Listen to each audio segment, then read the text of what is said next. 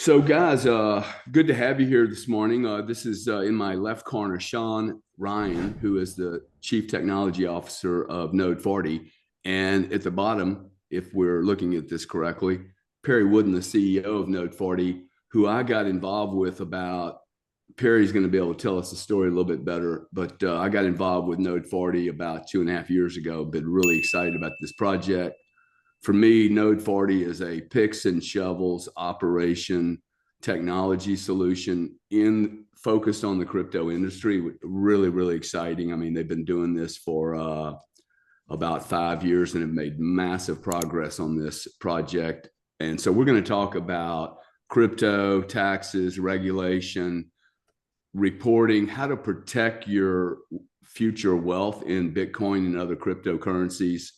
Node40 is situated very, very well for the very top of the food chain for accounting, forensics, audit, placing financial context on crypto transactions. So really excited to introduce you guys to Sean Ryan and Perry Woodin. Perry, why don't you kick us off and just give us a little background on Node40 and how you and Sean actually met? I'd like to kind of dig into your intellectual backgrounds a little bit and how you got here. Okay. Yeah. So Sean and I met, I think it was around 2012 or 2013. Both engineers. Sean's background is really deep in engineering. I had been doing it for, since the 90s and really led a lot of projects, but we ended up working together and we worked really well together, like similar mindsets in how you do things, never release something that isn't right. So like think of a real engineering mindset. And that is what we continued to do when we worked together at a software consulting company. And as 2013, 2012, when we met, Bitcoin was starting to get some traction in the media with geeks and crypto anarchists and all that. And I got introduced by another colleague of mine who was like really into hardware. So he was mining really early on. He was building his own mining rigs, which you could do from a computer back in the day. And so he got me involved with like, what is this thing? What can it do? What's the potential here? And I started talking to Sean about it and just, we had conversations around what this could possibly mean. And then in 2014, I started getting involved with some of these altcoin projects because if you remember, there was Bitcoin and then there were all these crazy altcoins. And the altcoins. You said this is 2014. Yeah, in 2014, that's when you really saw this ramp up of these altcoins. And I know there's a lot of people who are like Bitcoin maximalists and they're like altcoins are horrible, but they were really a great place to experiment. So you can't experiment legitimately on Bitcoin. It's just not going to work. Your pull requests are not going to get accepted by the core team. But there were all these forks of Bitcoin where you could do some really cool experimentation. So I got involved with that early. I talked to Sean about it. And then at the end of 2014, there was something that came along where you could collateralize some of your tokens and run a server and then get paid yield. And now we call, there's yield farming and interest and all these things that you can do that are just everybody knows about. But this was the beginning of it. So Sean and I started a company to run infrastructure back in March 2015. We had customers probably before we started, right? Like they were just lined up waiting for us to. Yeah, we needed to hurry up, and we had customers before we had a user interface. That it was crazy. I thought, oh well, this is business. Let's do this. Yeah. This is simple. This is easy. You got customers who don't even have to ask for them. There's no marketing. Wow, what a wake up call for the last 9 years. It doesn't always work that way. Right. It's an engineer's dream, right? Build a product and there's already a market there. Of course. And so, but that's our mindset. I didn't have to guess what anybody needed. What was the problem they were trying to solve? I would say that the problem is that people who maybe have a lot of money may not have the technical savvy or the interest in running servers. And running these servers was not trivial. So we're like, we know how to do that. That's just technology. That's just a technology problem. So how do you address a technology problem? You sit down, you map it out, and then you do it.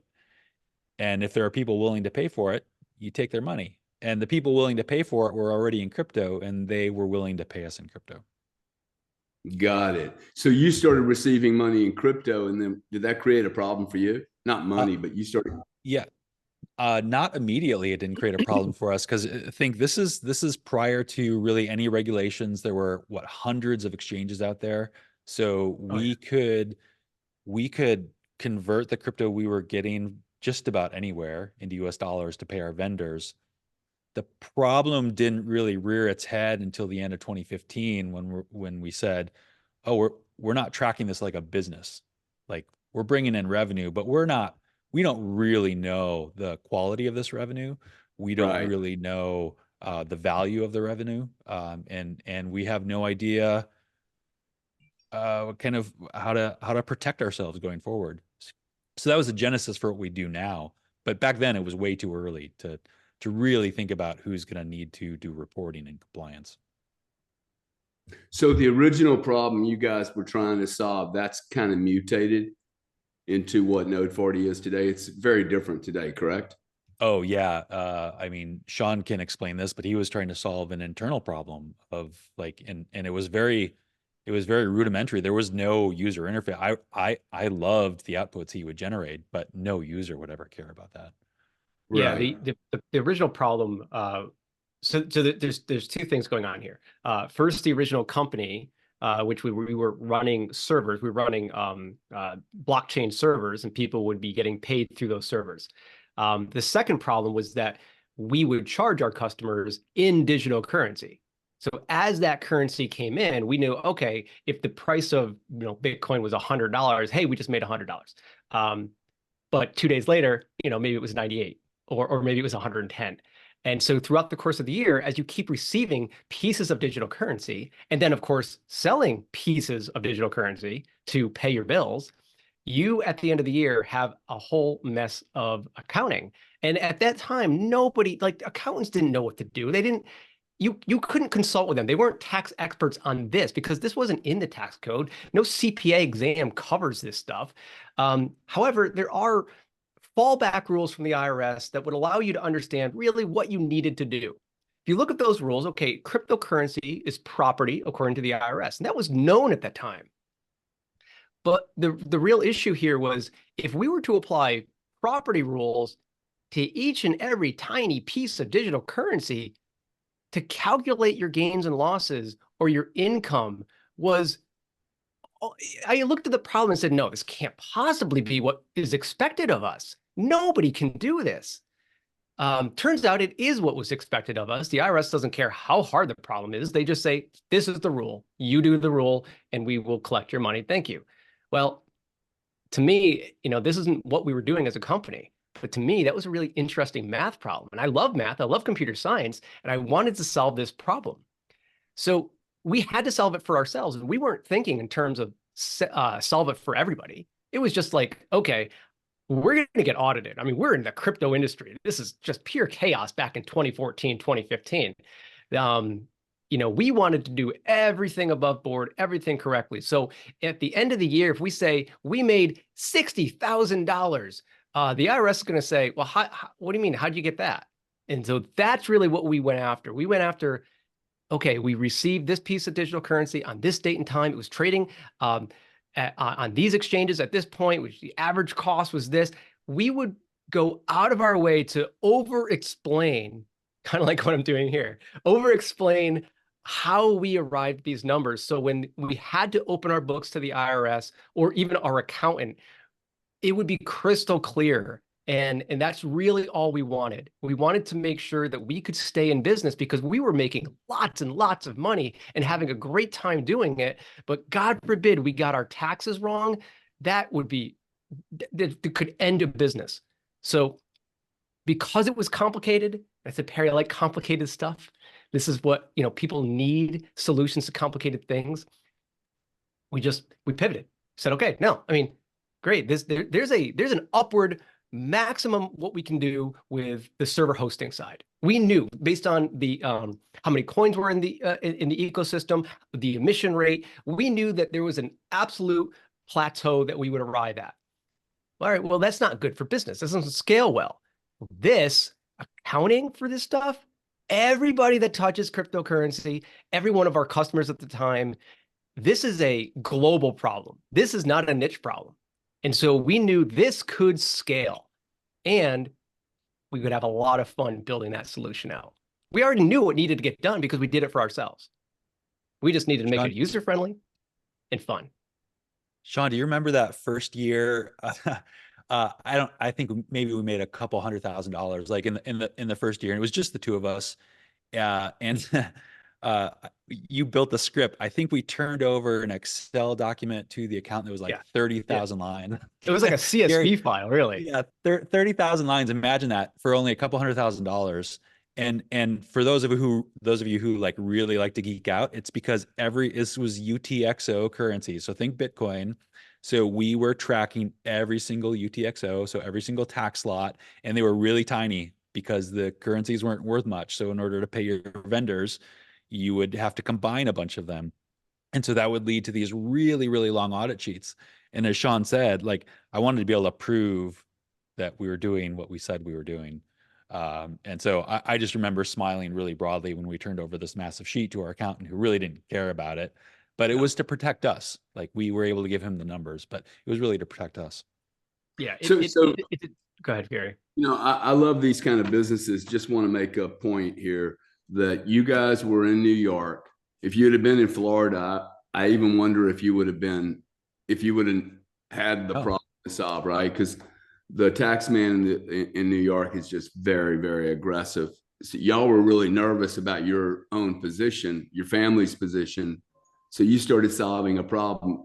Did you reach out to anybody? Like, did you reach out to any of the top 50 accounting firms to see if they could help you, or how did you get to? We didn't reach out to accounting firms because it was too early for anybody to know. Like that's a service industry, and there was no way for them to understand the technology concept. There were a couple of platforms at the time that were considered these tax calculators, and we plugged our data into those tax calculators. By data, I mean the addresses we were using. And they were wrong. Like they did not show how we came to the numbers that we had. They were flat out wrong. And that always concerned both of us. And I mean, it would drive Sean crazy because he's like, this isn't what we did. No, there's a right answer. Yeah. It's not ambiguous. There's a right answer. That's what I loved about the team when I first met you guys. Sean said two things. One, this is math. It should zero out. And I was like, wow, that's a great answer. The other thing he said, I asked him, hey, do you guys have patents or anything? He said, hey, I can hand you the code, the schematics on the how-to. Good luck.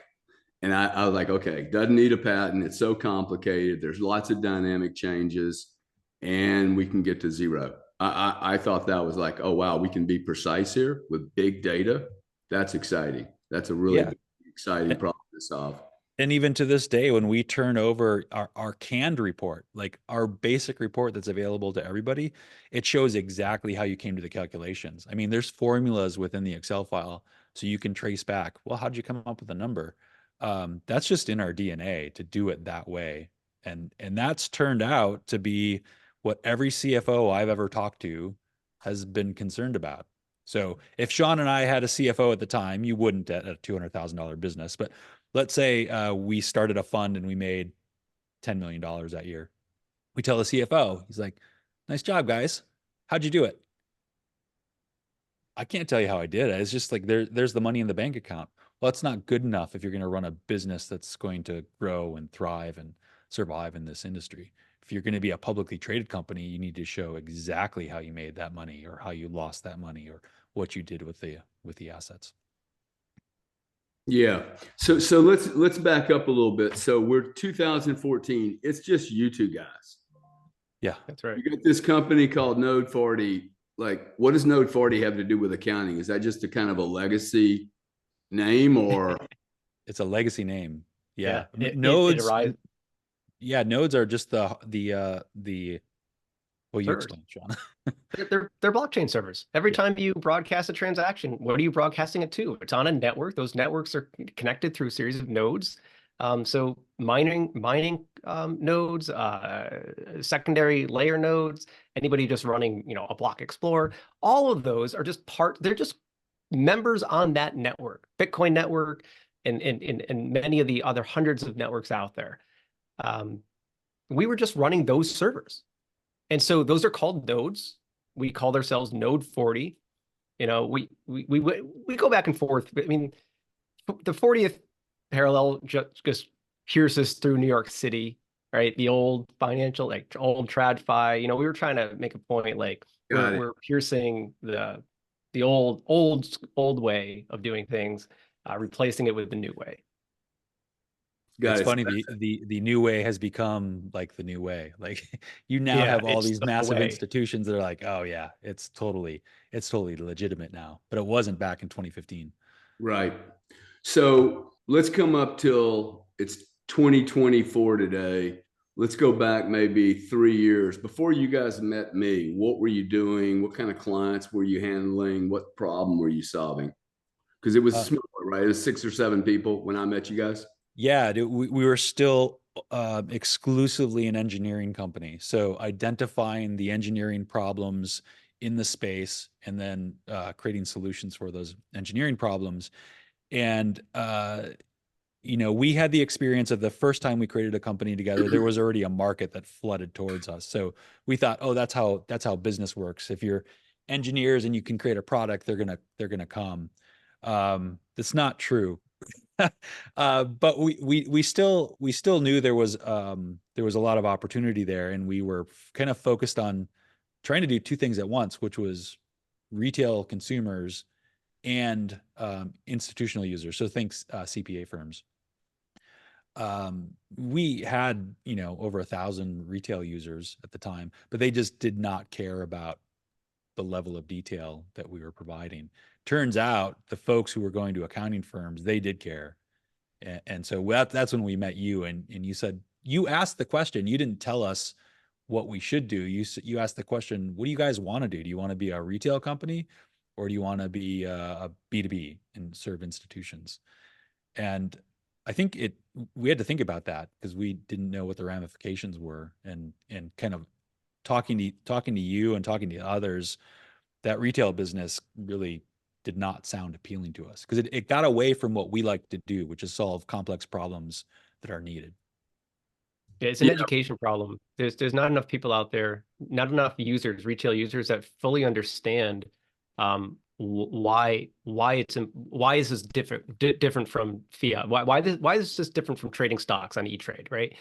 It is different. It's very different, and those differences lead to essentially expensive solutions or costs that don't exist in the traditional securities world that we have to be able to compute that. Like if I'm trading on Fidelity, at the end of the year, Fidelity is going to give me a 1099. They're going to tell me this is exactly what you did.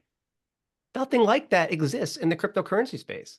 And anybody who thinks that does exist is misinformed. Even if say Coinbase or Gemini or Binance gives you some tax form, that's a tax form specific to their platform. What if you have a wallet? What if you have all 3 of those exchanges? There's no central authority that says, here's what you did overall. Correct. That's where Node40 comes in. That's us. Like, that's what we do. We are the central authority for giving you your tailored reports, because 1099 reporting, even though it's coming, this 1099 DA, I'm telling you, it's going to be a disaster because people are going to rely on it and they're not going to understand that it's not going to work the way they think it's going to work, right? Information reporting may boost voluntary tax compliance, but that doesn't mean it's right. And getting it right is the only thing that matters. You don't want to overpay and you really don't want to underpay. So you'll always need a company like Node40 in this space if you want to get it right. You have to get it right. Well, you're providing a third-party perspective without any bias, based on data, pure data. You're a risk. Like, the way I look at you is you're not really a tax tool or a tax calculator. I hate that term. I hate that term. I think it's just so elementary viewpoint of this tool. This is really almost like a prophylactic to protect you against draconian overreach by an outsider or even your own professionals, right? Who just aren't set up to, I mean, I think like we've done some testing with our solution with a very top player, right? Like a top 20 player. And they're telling us it takes 500 hours to do a $250,000 crypto portfolio. And you guys do that in how long? I Hours. mean, yeah. Minutes to import the data. Really, the import of the data takes seconds. The amount of time that we may spend with a big player like that is what understanding their business rules. So that's a really important distinction is Yes. that the data, you could do different reports on the same data because the business rules or the position that a financial professional is willing to take can vary across the board. So like think of any one of the big four. They may take a more conservative position than somebody farther down the food chain or vice versa. But you need to have that flexibility. And that's something unique to our platform is allowing organizations to apply business rules to the transactions so they get the reports that they can defend. I'll give you one example of that. Early on, there was so I don't believe there was any ever really a question out there, but some of our some tax attorneys would question if I'm trading, say, Ethereum for Bitcoin, is that a like kind exchange because it's just crypto for crypto? We never believed that to be true, and we didn't build the system to enable that. But we did get customers saying, but I want to be able to treat it that way. Okay, I mean, now it's clear. It's the IRS has released guidance that says, this is not a like kind exchange. In fact, they've modified the 1099. I'm sorry, I can't remember the name, the rule number, the IRC number, but like kind really only applies to real property now. But meanwhile, because our customers were asking for that, we wanted to allow for our customers to say, okay, well, let's treat this as like kind. So even to this day, you can go into your settings in Node40 and say, hey, I want to treat stuff as like kind. We probably should sunset that because there's no longer some ambiguity there. It's crystal clear, but we wanted to allow this product to allow our customers to choose what is it? How do you want to treat this stuff? Like we were not really in the business. We're not in the business of saying this is how it is done, right? You don't have the flexibility to say otherwise. Well, who are we? Who am I, a software engineer, to tell a tax lawyer that this is a tax rule? I mean, I may know a lot about the tax rules surrounding this, but I'm not a CPA and I'm not anybody's lawyer. So people have to make those decisions for themselves. The product has to be flexible enough to allow those decisions to be made. We don't want to say this is how it's done. Now, I tell you, from a product perspective, controlling the product, it would be so easy if I just said, this is the rule. There's no flexibility. This is how it's done. Boy, that would be really easy. Do most other firms do that? Do they Yes. tell the accounting firms what the answer is? Yeah. Yes. They just say, here's your number. If you want to treat things one way or another way. Do they supply the backup to attribute to the data and so that they can back run it, or no, black box? It's really they're just supplying sort of high level numbers, so aggregate numbers. So if you looked on a public block explorer, you would see X number of tokens were swapped for some other token. And sort of that's the level of detail they give you. We give you the detail, like the nitty gritty detail. So lot level, which lots did you dispose of? When did you receive those? How long did you hold on to them? What was the value of each one of those lots? That's a very different way of providing information. And because we do it in that detailed fashion, we can always produce the aggregate level reports. So you may not want to look at that level of detail, but you should always have it. Interesting. Tell us how's the business changed in the last, say, 3 years? Because you guys raised money. You raised some money from me 2.5 years ago. You're in the middle of a raise right now. Crypto's clearly seen a massive amount of change in the last 3 years. Treasury Department came out with new rules, or at least guidelines as to what they expect, which is, in fact, why don't we talk about that? Because that's a big, colossal tailwind for you guys, right? Yeah. August 28th or 29th of 2023, Treasury released rules defining who a broker is. And the definition was very, very broad. So high level is a broker is anybody who's facilitating transactions. So exchanges are obvious. They're facilitating transactions. But really anybody who's helping you do something in the crypto space is facilitating transactions. And that means they have reporting obligations. Those reporting obligations are in the form of 1099 information reporting. And so also within that document was this discussion around the 1099 DA, digital asset. It's going to likely be very similar to the 1099B, which anybody who's received, who has a broker has received something like that. I think what sent shockwaves through the industry was the size and scope of these reporting requirements. So in totality, in 2022, there was something like 4 billion 1099s that were produced. This is on legacy assets. Across legacy assets, yeah. So 4 billion. So the whole United States tax market comes up with 4 billion 1099s a year. Accounting firms, Fidelity, Charles Schwab, they send those out every year, 3 months after the year closes, right? Right. So that those forms get sent to you, the individual, and to the government. So the government was receiving 4 billion of these forms. Got it. So then people started doing calculations on what was going to be required for the 1099 DA based upon the guidance that was released. The DA is 1099 digital assets, right? Yeah, that's right. Yeah. Just want to make sure the audience understands these words.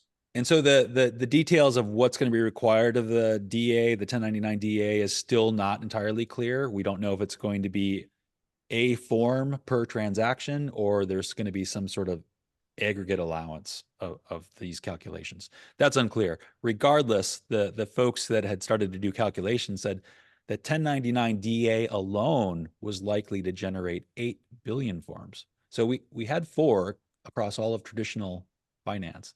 Now we're talking an additional 8. I don't know how the IRS consumes that amount of data. And I don't know how the industry can be ready to produce the level of detail that's needed to generate all these forms. Well, Perry, this is exactly why I didn't like the consumer business, because, and I think a lot of your competitors went down the consumer channel, Palo Alto, give it away for free, SaaS model, grow at all costs. I think Coinbase said recently that their average net worth of a Coinbase investor is less than 100 grand. And that's the customer I didn't want. Like, I'm like, oh, you're going to show up with $400 of crypto in 5 different wallets. And that's not a business. I mean, you die, right? I think all that business just probably goes away, man. I mean, some of these smaller players shouldn't be playing if it's going to cost them $4,000 a year to do their accounting, the 1099 forms on a $400 portfolio. Makes no sense. Right. Right. And I empathize with the government. I mean, they need the data. They didn't force anybody to come into this market and need all these reports, right? I think they're going to get their tax, right? They're going to get paid. Well, yeah. I mean, there is a certain reliance on the crypto industry for revenue that the government has expectations for. So, what I'm saying, whether it's onerous on the user or not, the government doesn't care. And right. they're going to send you a notice and you can either respond to the notice or not. But once you've received the notice, it becomes a very expensive event. Right. Yeah. Right. So that leads into, I think, part of our thesis is that, early on people could play and you could play around with a couple $1,000s and have these really complex portfolios. It is really difficult to track it. But I think what's going to happen, which happens with every single disruptive technology, is the interface becomes much easier. So everybody will have access to it, and it won't just be crypto anymore. It'll be tokenized assets of all sorts.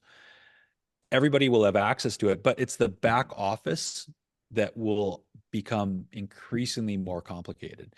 And so us focusing on institutional we started to see, well, what's really coming? What's really coming is the burden on the back office is going to increase as this technology lends efficiencies to businesses, and they have to adopt this technology that creates really complex transactions. So now, how do you report all that?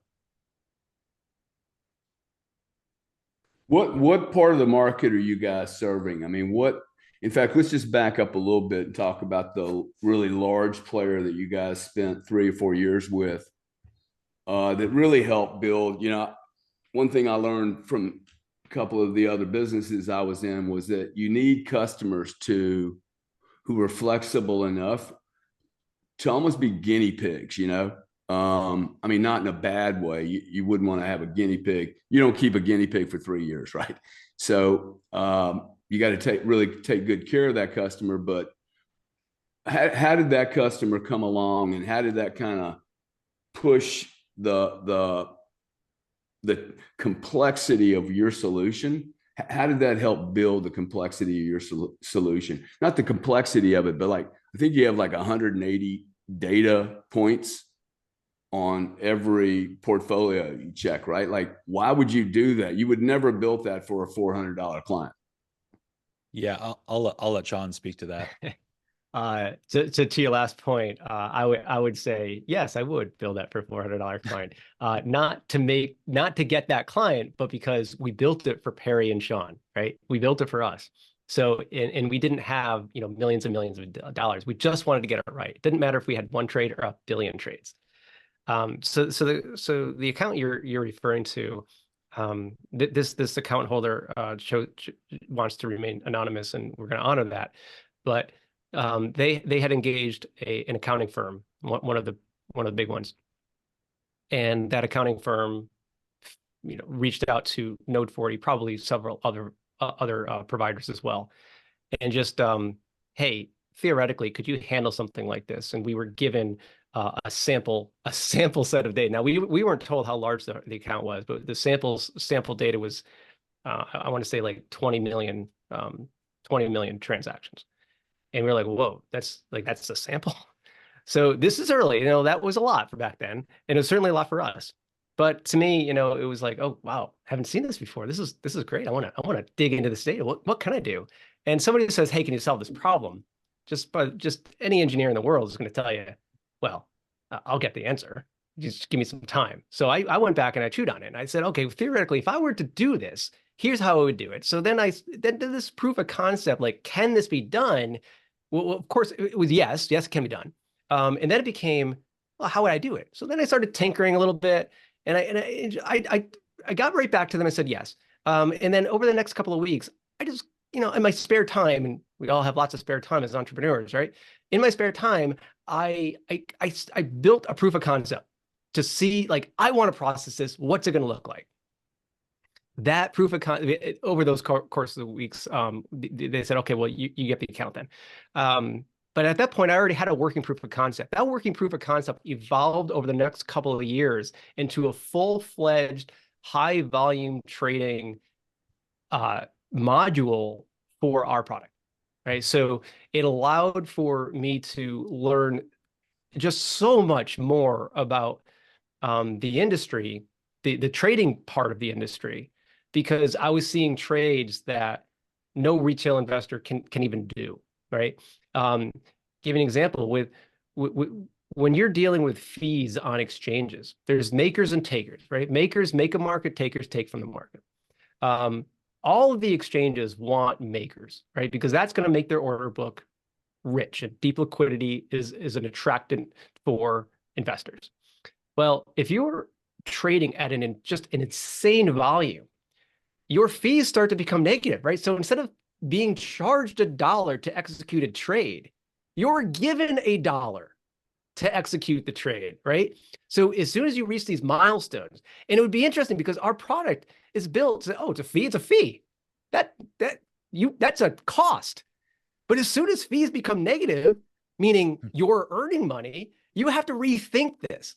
And so this account was really great because it allowed us to really think differently about the domain. We weren't scratching the surface anymore. We were gouging into this problem. And we really were able to improve our product because of this. Now, what's really awesome, in addition to just the fun computer part of it, like the problem solving part of it, it also demonstrated that we could run mass quantities of data through the system, right? The design, the software had to change to accommodate, throughput that would break a system if it was smaller throughput.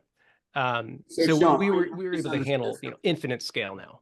So you went from handling small consumers to the, like, when you say this is a big client, like how many transactions we talking about a year?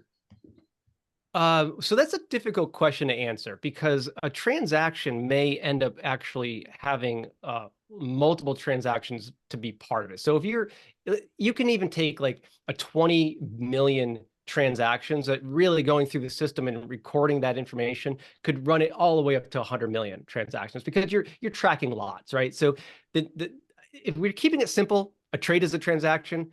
At any given point, we're nearing a 500 million transactions for a single year, or probably a little bit more than that. But Wow. that 500 million, ends up multiplying just by the way the system has to tear that transaction apart. There's a buy side, a sell side. Sometimes there's a fee side, right? A lot of these fees paid on these exchanges are paid in a different currency. Binance is famous for that, right? They had their own currency.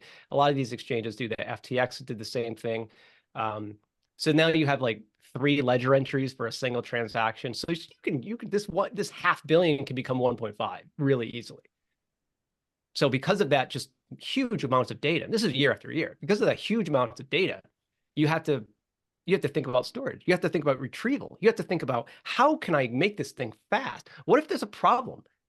I mean, you have to rerun this thing. How do you clear that out and start again? There's all sorts of really interesting scenarios that we encountered through this, and we were successful every single time. At the end of the day, client wanted to know, what do I have to owe in tax? The accountant wanted to know, I really need all the data. I need to know that what you're saying is correct, and I need to demonstrate that. Even if the client said, yeah, I made about $100 million dollars that year. Okay, great. But the IRS is going to be happy with that. They need to know all of the answers. So that became, the report's no longer a CSV, right? No longer an Excel spreadsheet. The report becomes, here's your database. And then here are your summary reports to explain that on the executive summary side. It's fascinating. I mean, it's really fascinating. I chuckle when you said the accountant said, I want all the data, because I remember you're like, okay, here's all the data. And they're like, actually, I don't want all the data. You need to explain this to me in an aggregate report, because I can't consume that. Yeah, a lot of our reporting came out of those experiences, because if you have a ton of data, you need summary level reports, but you need the summary level reports to go deep enough to really get the answers. Now, if it needs to go deeper, there's backing data. Like, there's worksheets for every single trade, every gain loss, every P&L calculation, every short, every long. It's all in there. But that's the data that you're like, I can't. Where are they going to store that? We're talking terabytes of data. Where are they going to store that year after year? How long do they have to store it? That's a good question. I know we could store it forever, but it's probably 7 years. But I mean, so do y'all store? Yeah, I mean, so this is the particular instance Sean is talking about. You could probably get away with storing for 7 years, right? But imagine somebody is doing their own trading in the DeFi space, and so they've got unrealized, or they've got lots that are open that are more than 7 years old. So now you have to store more than 7 years, because you've identified tax lots that are more than 7 years old. So yeah, maybe the aggregate reports you store for 7 years, but the data really needs to be stored for as long as that person has to do reporting. Yeah, any open lot that you have. If you have an open lot going back to 2013, you better have your records going back to 2013. Yeah. And our system works like that. We work on your entire data set. It doesn't matter whether you need a report for 2024 or 2023. We process your entire data set. We have to process your entire data set, because you can't get the answer without it, right? You can't just pretend that data didn't exist before 2023, because all you want are your 2023 reports. That's insane. You need to know what your open positions were at the beginning of the year. Right. How are you going to calculate it? Yeah, I see this as a very sticky product. You know, every time y'all talk to me about the storage piece of it, like who's going to want to move this all over the place? And From there's no one professional to standardization. another. Yeah, no standards. Do you think you could be the standard? I mean, the way you're approaching this. 100%. 100%. We could absolutely be the standard. Our data models are very good because they address everything that we have encountered so far, and they're flexible enough to expand as needed. I mean, becoming a standard, I mean, that is a daunting undertaking. I can tell you, I'm confident from a technology perspective that our standards internally work very well. This seems to me like a product that, like an industry that needs a standard. Now I may be talking in our book, but it sure, like the chargeback business needed a standard. It just has no standards. And then you end up with lots of problems.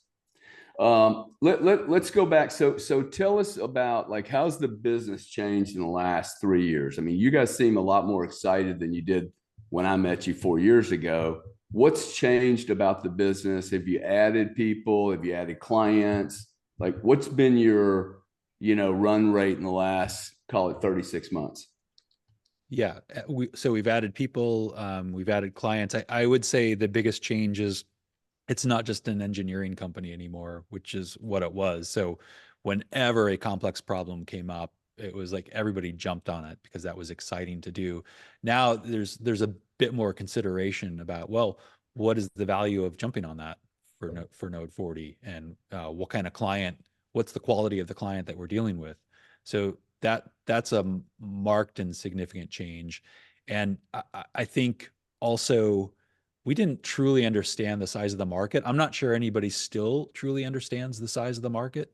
It's massive. So we needed to do two things, which are kind of on opposite poles. One is really focus on one vertical that we can attack and know what to do with, but also understand that the product we're building can and will be used and is used for many verticals. So how do you do that? That's tough for a business. And that's the change we've undergone, is having these philosophical conversations around what are we going to be when we grow up? Yeah, So, from a product perspective, the engineering does not drive the product anymore. The product is very much driven by, we have a team of analysts that have direct communication to certain clients. We have the business development side that is out there talking to accounting owners, accounting firm owners, saying this is what I need. That trickles back to me as a product owner at the company, and that the product moves ahead based on that kind of feedback. It's no longer me saying I think this is what needs to happen. Now there is also a component of what I see, because I have to do research, like what are the new blockchains? What are the new protocols? What's being done in the system? What are these Bitcoin NFTs? I have to know that kind of stuff. So whether or not we're seeing customers ask for that, I know it's coming. So there's a component of what my research does add to the product itself. But a lot of this is now driven no longer by the engineers. It's driven by the industry. It's the market. Yeah, the market itself.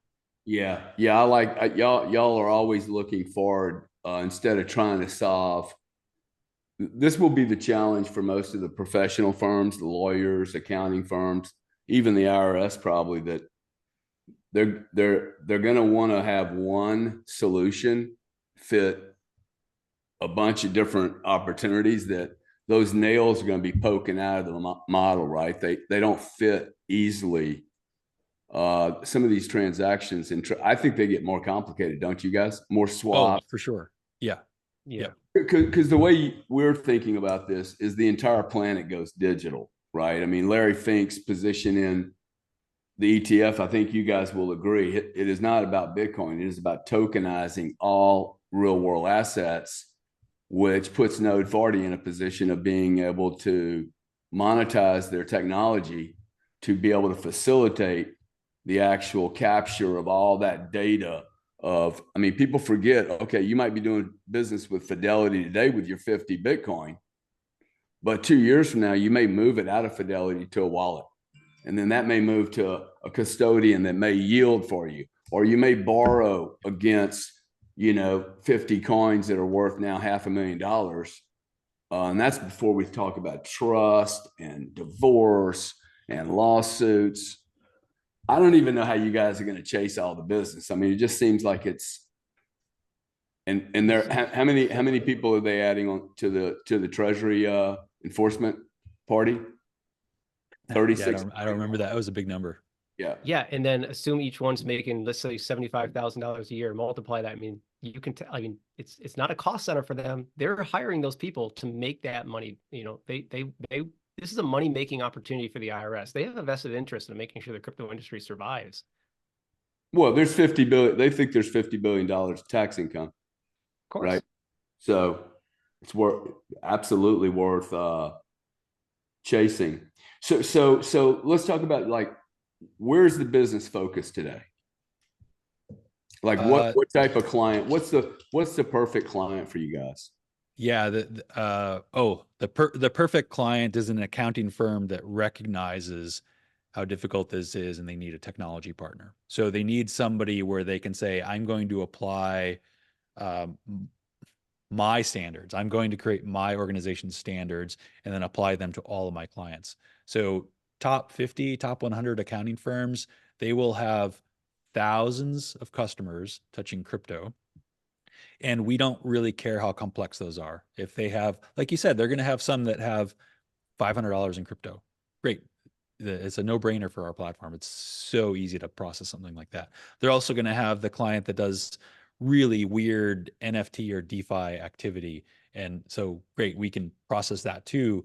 The accounting firm can make more money off of it because it is inherently more complex for them to understand. Not for us, because for us, it's just programmatic. But for the service industry to understand, that's where they make their money. Yeah. So the perfect client, big accounting firms. How many accounting firms are there in the United States that track legacy assets right now? How big is that addressable market, meeting old legacy in 99s? Yeah, I mean, there's 46,000 publicly listed accounting firms in the US. Wow, that's a lot. Massive. Yeah. So if you just, and none of them do digital, none of them can handle digital assets today. Some have. Yeah, I mean, I'm sure they are trying. Sean, you've got an opinion on this? Yeah. I mean, we talked to a lot of them. They all say they can do it, right? But they say that to their clients, and they come to service providers like Node40 and say, "Help us." Like we know it's complicated. We don't have an in-house. I mean, Node40 has been built over the last 9 years, right? This problem is complicated enough to warrant a company being built over 9 years to solve an ever-changing problem.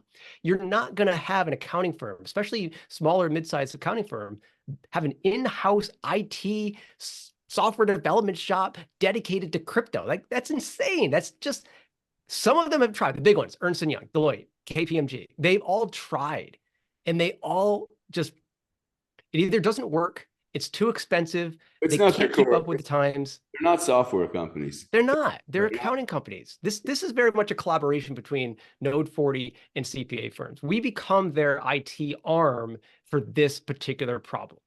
And they're very happy to do that because they excel at mastering the accounting and tax world.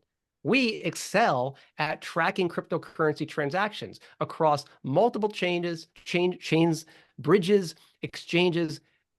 This is what we do. And that's what they do. This has to be a partnership between us and all of these firms. And that's clear to them when they have a conversation with us, and it works very well.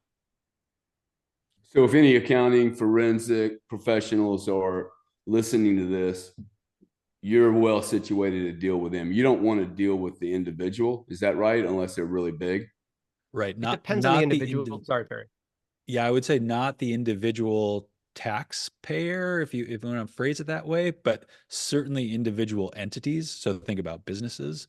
And that's kind of the funny thing that happened as we started working with accounting firms is we started getting introduced to some of these entities that had substantial crypto on their balance sheet, and they had more than just accounting needs. So you started seeing, a real concrete example is we were working with an accounting firm who was helping a fund understand what they were doing. And then the fund said, "Oh, let me introduce you to our fund administrator." And then the fund administrator said, "Oh, wow, we need to be able to audit what these guys are doing, and your product does that." So we didn't set out to service fund admins or fund auditors, but because of the types of data we're collecting and processing, it is used for that. And that's where we need to keep an eye on what are all these different verticals that are out there. Yeah.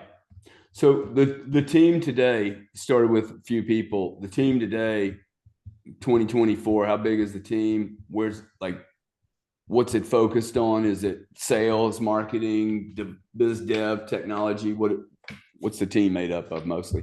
Yeah, there's 23 people on the team. It is still very engineering heavy. And you can still get away with being an engineering heavy company because you don't need a massive sales team. So you need a couple of really savvy salespeople who can have these face-to-face conversations with the institutions.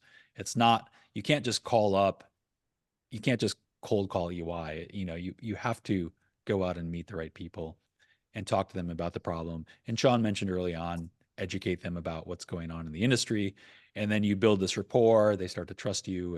And so small sales team, we need to increase that. I would love to, part of the reason we're doing the raise, extend the business development side of the company. And then we also have analysts which go towards education. But that's a very technical aspect as well. So a large firm like a Deloitte, EY, they could literally join your platform. Like, can you handle all the clients? They've got to have tens of thousands of clients, right? Yeah.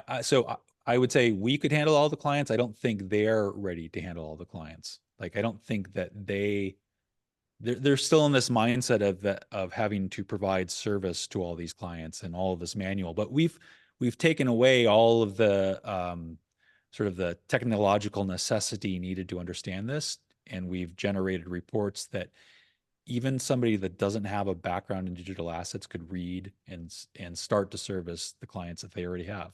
If they don't do that, they're going to lose them to firms that are climbing the ladder.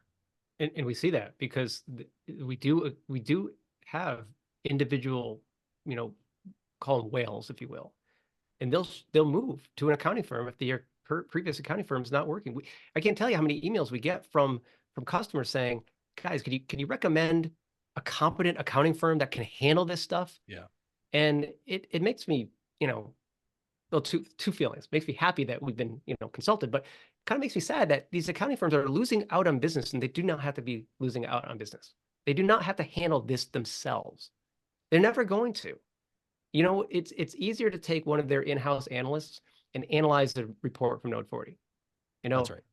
Just review, just double, yes, this is what happened, right? Not Well, have to figure out what happened. Yeah, that was my experience.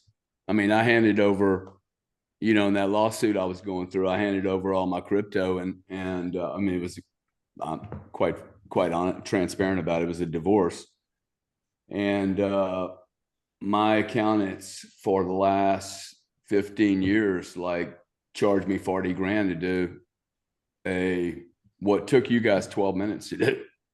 Like, literally, they charged me 40 grand. It took a week, and then they told me I owed $700,000. I share Sean.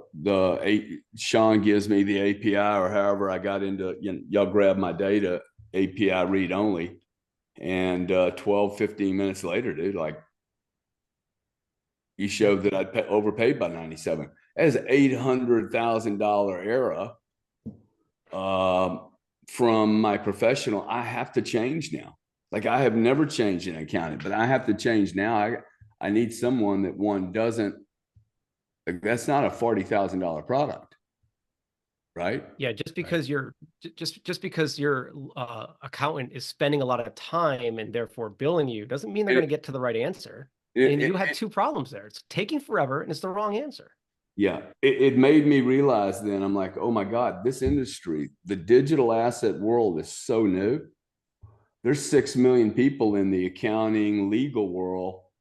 There's no way they're going to ever know what blockchain and Bitcoin are. Okay. You're not going to teach a bunch of 60-year-old people about this new asset class. And I think that's why I'm just really bullish on the Node40 business. Because I see everything getting ready to be accounted, tracked, traced, and valued as we move toward a fractional world. And if that fractional world is real, then it's only going to be managed digitally. Like it all makes sense. It's all coming together. I think you guys know what I'm talking about. Just everything's going to be a rental economy, I think. So what are you guys doing business with anyone other than account? You only want accountants, or are you starting to do business with enforcement authorities, governments, large institutions, ETFs even? I mean, could you audit ETFs? Yeah, that's a conversation we would love to have on the ETF front. Yeah, we are working with regulators now because they're anticipating all of this flood of information, so they have to be ready for it. And Perry, when do they have to be ready for it? So the DA, I think it's supposed to be 1099 DA. I think it's supposed to be 2025 is the first time you'll have to push that out. So they really need to be ready for it this year. And then the guidance said that it would be retroactive to January 1st of 2023. So last year. Wow. So they have 1 year, 9 months to get ready to do 2023. Yeah, I mean, it's not even, they don't even have that much time. The onboarding just to get this level of form ready is going to take months. It would even take months if you're a traditional finance company and you need to do 1099Bs. You don't just say, okay, I'm ready to do my reporting now. It's a process. When you're working with companies that do 1099s, it can take them months to onboard you.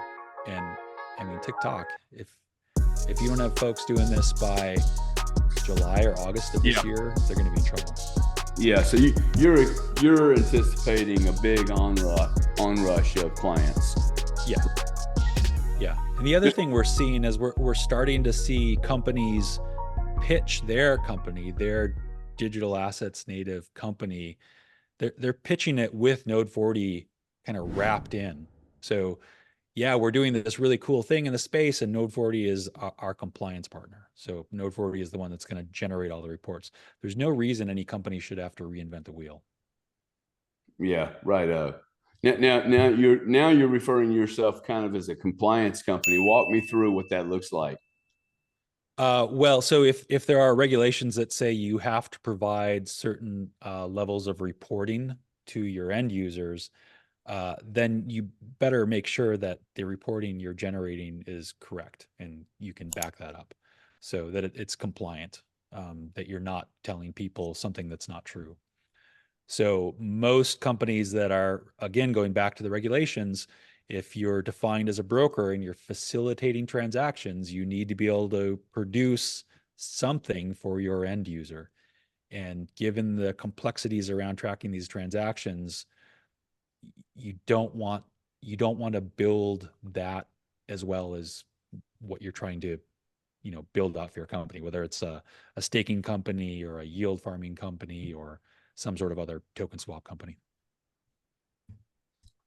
Sean, do you think the ETF launch that's been a monster success by any standard is going to bring more activity to Node40, maybe more activity to crypto, and therefore more activity to Node40? Is this a positive for Node40, or is this just going to be a paper trade? No, it's a big positive for us. The Bitcoin ETF is just the first of many ETFs to come. The whole industry has been talking about the Bitcoin ETF for forever, but the ETH ETF is right around the corner. We're probably months away from that. After that, just like a typical ETF, throw a bag of alts in there. And now those ETFs have to be balanced and rebalanced, and all that requires trades, all of that. In addition to that, you not only do you have institutional players, retirement funds and pension funds and getting involved through the ETFs, but then you also have a whole new wave of retail investors that can very easily get in, and other retail investors that want to buy direct, right, through an exchange. You're going to have a lot more adoption of cryptocurrency. You're going to see individual users, and those individual users, these accountants, right? And these accountants are going to be flooded with their own existing customers, not new customers, maybe new, but existing customers. They're all going to have that. Why do you think you have to check that box? Do you have any crypto? I'm simplifying, but did you have any taxable events essentially in crypto? That's the first question on your return, on your tax return. If I'm an accountant, if I'm a bookkeeper, Sean, how many people check that box? I own a digital asset. Yes. Do you know? I mean, Perry tracks those numbers. I don't know. I don't know the answer. I've read that it is astronomical, and it's going to get bigger because nobody wants to lie blatantly on that sort of thing. They can fudge numbers on taxes, but checking a yes or no, you don't want to lie there. Yeah, I think it went from a couple 100,000 a couple of years ago to maybe 2 to 5 million. So there's still people not checking the box, but the box is going to be checked for them. It works. When you put questions like that on a tax return, it works. When you do 1099 reporting, it works. It increases people reporting voluntarily to the tax authority. Back in 2015, the IRS had done, there was no form like that back in 2015. So they wanted to know how many people are in crypto. So they audit their own systems. How many people filed something on their return that would indicate crypto? They probably did, 8949 analysis. How many people have a description that says crypto or Bitcoin or virtual currency or something along those lines? Turns out they came up with like 800, right? 800 people had voluntarily reported on their 8949 back in 2015 that they had crypto activity. Well, you had back then, you had companies like Coinbase saying, we have millions and millions of users, and it just didn't add up. The IRS is going, all right, you got admittedly millions and millions and millions of our US citizens taking part in crypto, and you got 800 people paying tax on it. Maybe there's a discrepancy here. And guess what? Over the since 2015 to today, I mean, it's a different world. It's a totally different crypto space. I think the people that are coming into this space now want to protect their assets because they have assets to protect. That's right. Yeah. You no longer have $100 worth of crypto. It's a bunch of small players making a lot of noise. I mean, they have made a lot of noise for their size. But I think the real players today, guys like me, I can't afford to be in a position where somebody asks questions, sends me an audit, sends me a letter, and I can't answer the question. It's too much to lose. Gary, a couple of years ago, Perry and I used to be regular visitors to was it Bitcoin Miami? I mean, we're talking early days, like 2016, 2017. And when crypto started to take off back then, there'd be ups and downs, but there's a big up, right? And I think it was probably around 2017 or so, end of 2017. We went to Bitcoin Miami. Just the parking, the hotel lot, just full of Lamborghinis. I mean, if you go from, I don't know, $40,000 a year to $40 million in your bank account now because Bitcoin went from $100 to $20,000. You have to account for that, right? It's one thing to have a deposit in your bank account of $5,000. It's entirely different to have $5 million being deposited. You can't just ignore this reality. I have friends. All of my friends know that I'm a big crypto nerd, and I'm that guy at the party that ruins everything, right? Because I want to talk about crypto. Well, I still have friends to this day. They're like, oh, it's just taxes. I'm just gonna, nobody's gonna catch me. I'm like, are you kidding me? This is all I do all day long. They're gonna get you, or it's not necessarily gonna get you. They can get you. The data's there. It's no longer missing. It's no longer just in the cloud. It's there, black and white, ones and zeros. Be careful. And plus, paying taxes on gains means you won. Good. You won. Pay your tax. You're not losing money by paying tax. I think there's a lot of people that have made a lot of money in this space, and they have not paid the tax. No.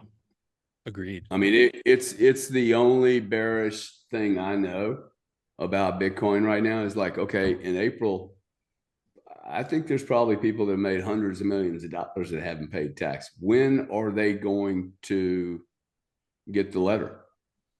Because now they've got all access to Binance, all access to Coinbase. Historically, I'd be nervous. If I had not paid my taxes, I'd be very, very nervous right now, no matter where I was living. Um, and you know, and I know there's lots of checking going on right now, right? So There is. it's a good time to get people's shit in order.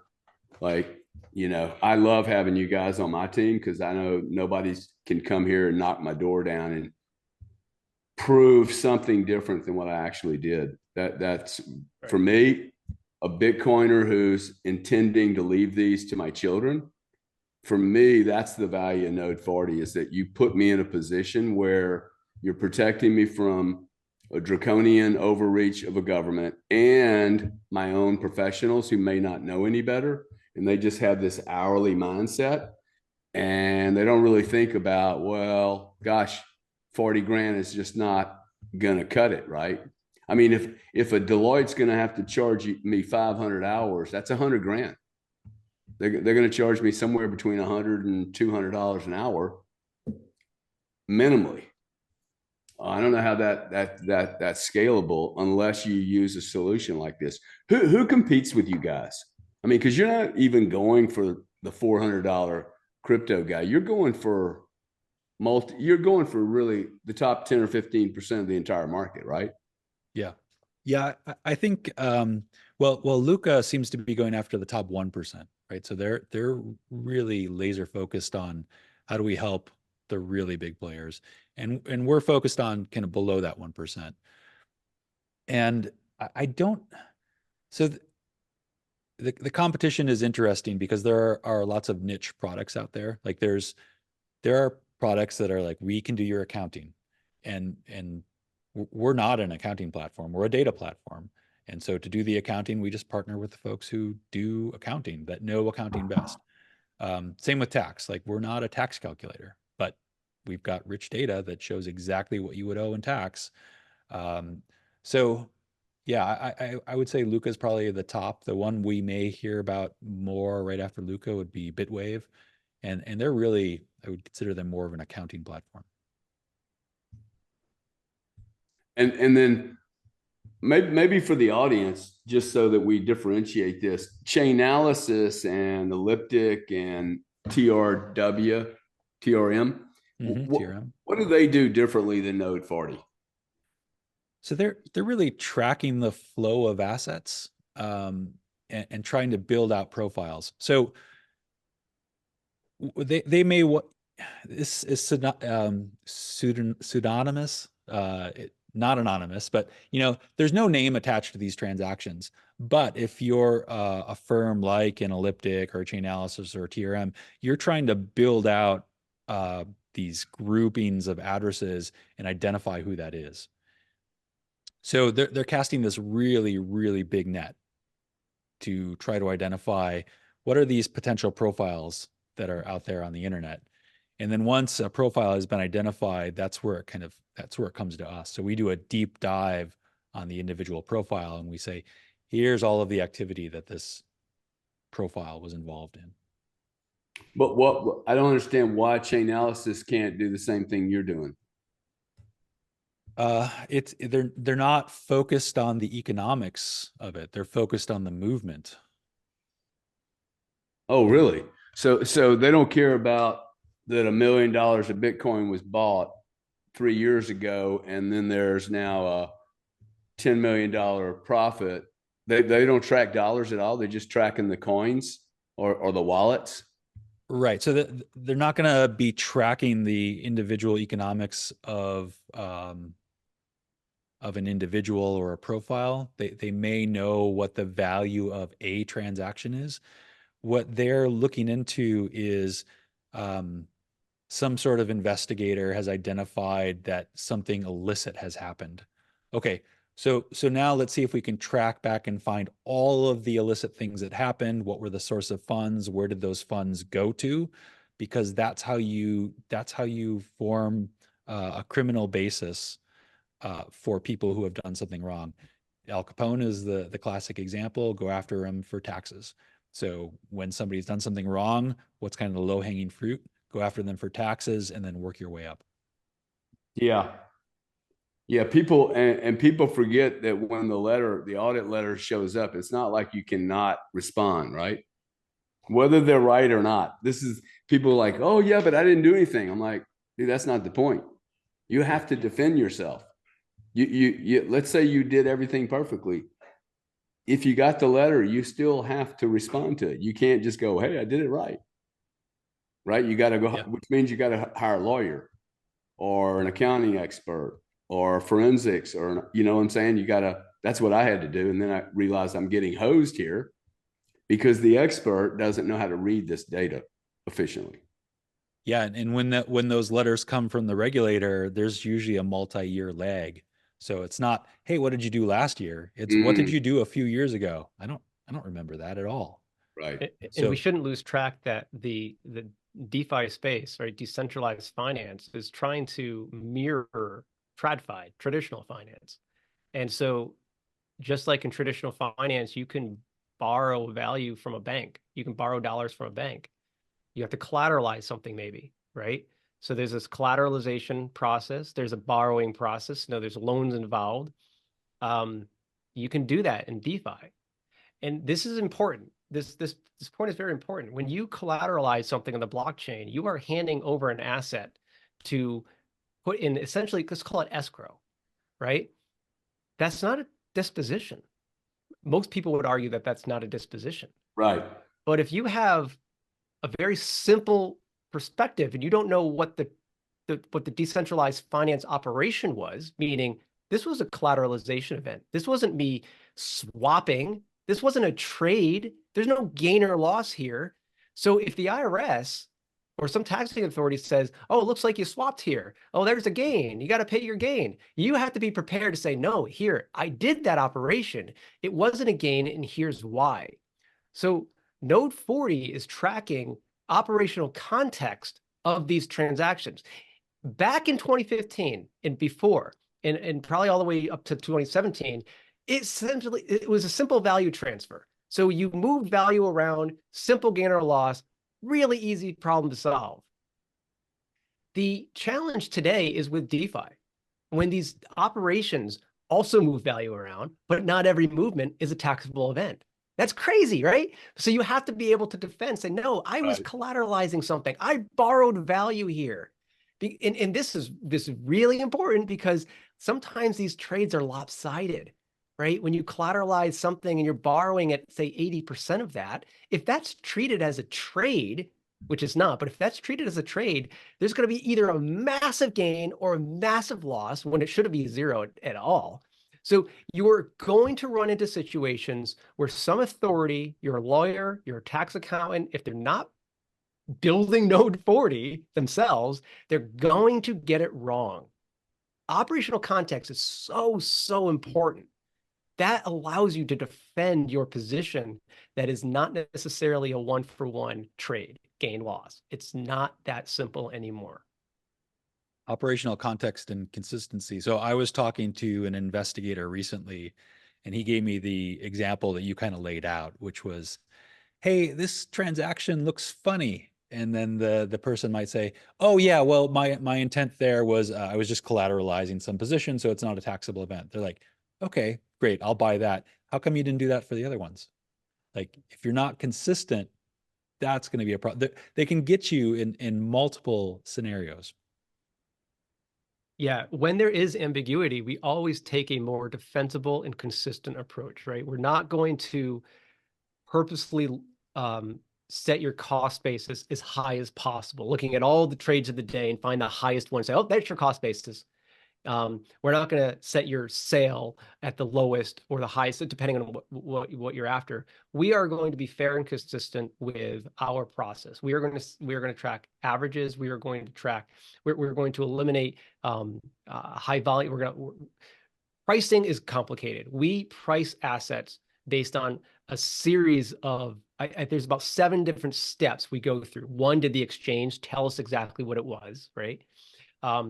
Or does one side of the trade have like, do we really know what the price of one side of the trade was? Therefore, the other side has to be the same. You know, fees are a little bit more complicated, but if you're consistent, even if you're consistent, that's what the IRS wants. Did you take a reasonable approach with your calculation? Did you apply it the same way everywhere else? I mean, that's we're not trying to get away with anything. What we're doing is demonstrating what really happened. That's it. Here's what happened. We're not, there's no funny business going on. Yeah. Well, it's kind of hard to, I mean, I think you can make a lot of mistakes here, but I don't think you can do any funny business, because it's all, if you have the capacity to pull the data and read it, understand it, the data is there. I mean, if you're committing crimes or funny things on the blockchain, you're dumb and dumber. Yeah. You know, that's just not the place to be doing naughty things. Guys, I'm gonna have to wrap up here a little quickly, but where would people contact you? Would they contact their accounting firm and then have them contact you, or are you cool with people contacting you guys directly? And what would qualify somebody for contacting you directly? Like, what size do they need to be? Yeah, so it's worked really well going both directions. So somebody could say to their accounting firm, hey, can you call the Node40 guys? Because I'd like them to solve the problem. Or they can reach out to us directly and make that introduction to their accounting firm. Either way, we want to talk to the accounting professional that they're using, because like Sean said, we're not taking positions on things. So we need to understand what kind of business rules are we applying to the data. They can reach out directly through the website. There's contact forms and all sorts of things. But we also do, we do work with a lot of accounting firms. So if you don't have an accounting firm and you want help with your crypto, and we reach out, contact us. We will make that contact with various firms. We have a whole list we can help connect. Yeah, and these firms have digital asset teams. They're professional. See, that's my advice to anyone.